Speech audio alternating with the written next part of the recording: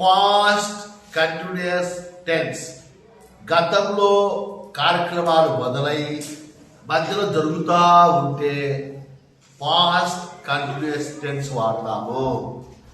స్కూల్కు బయలుదేరినాడు, 5 కిలోమీటర్లు ఉంది, 2 కిలోమీటర్ల దూరంలోకి వచ్చినాడు, ఇంకా 3 కిలోమీటర్లు ఉంది, కార్యక్రమం మొదలైంది, చేరుకోవడానికి సమయం ఉంది. కాబట్టి ఇది పాస్ట్ లో కంటిన్యూస్ టెన్స్. గతంలో మొదలై జరుగుతూ ఉంటే పాస్ట్ కంటిన్యూస్ టెన్స్ లో చెప్పాలి. పాస్ట్ కంటిన్యూస్ టెన్స్ ఏంటంటే సబ్జెక్ట్. ఇక్కడ ఒకసారి పాస్ట్ కంటిన్యూస్ టెన్స్ వచ్చే ముందు విద్యార్థి ఏం చూసుకోవాలంటే ప్రజెంట్ కంటిన్యూస్ టెన్స్ కి పోవాలి.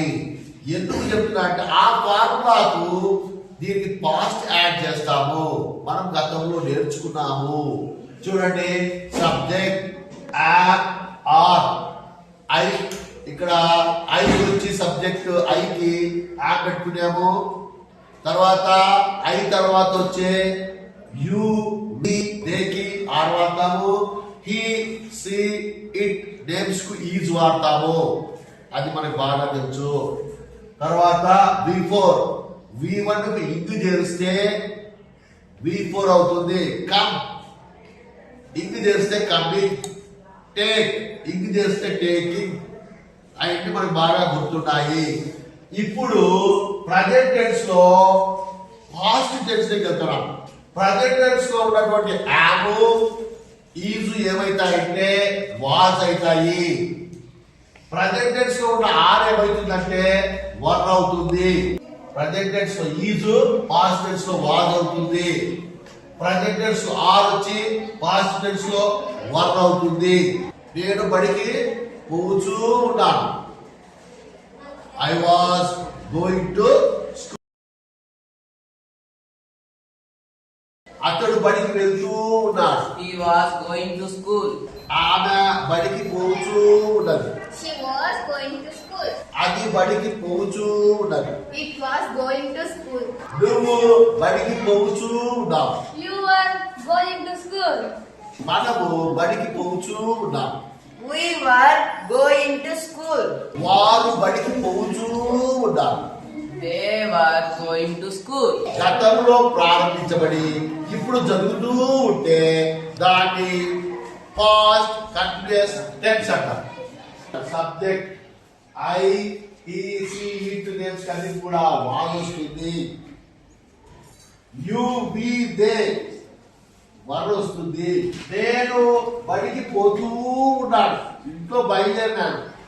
1 కిలోమీటర్ వచ్చాక నువ్వు నన్ను అడుగుతున్నావు వేరానికి పోయింది సార్ అని. 1 కిలోమీటర్ దాటొచ్చేసిన.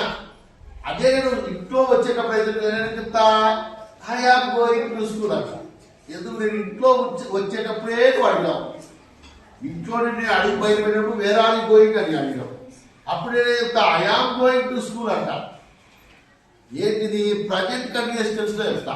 ఇప్పుడు ఏదో కొద్ది దూరం పోయిన తర్వాత నువ్వు అడుగుతున్నావు కాబట్టి I was going to school అని చెప్తా. ఎందుకంటే ఆల్రెడీ నేను ఇంట్లో బయటికి వచ్చేసాక నువ్వు అడుగుతున్నావు where are you going sir. ఇంకా 3 కిలోమీటర్లు 4 కిలోమీటర్లు ఉంది మా బడికి పోవాలంటే. కేరళ వద్దు ఉన్నాను. కాబట్టి ఇటువంటి మూమెంట్లలో ఏం చేయాలా, పాస్ట్ కంటిన్యూస్ టెన్స్ లో మనం చెప్పాలా. నేను బడికి పోతూ ఉన్నాను. I was going to school. నువ్వు బడికి పోతూ ఉన్నావు. You were going to school. మనము బడికి పోతూ ఉన్నాం. We were going to school. వారు బడికి పోతూ ఉన్నారు. They were going to school. అతడు బడికి పోతూ ఉన్నాడు. He was going to school. ఆమె బడికి పోతూ ఉన్నది. She was going to school. అది బడికి పోతూ ఉన్నది. It was going to. రాజు బడికి పోతూ ఉన్నాడు. Raju was going to school. రాణి బడికి పోతూ ఉన్నది. Rani was going to school.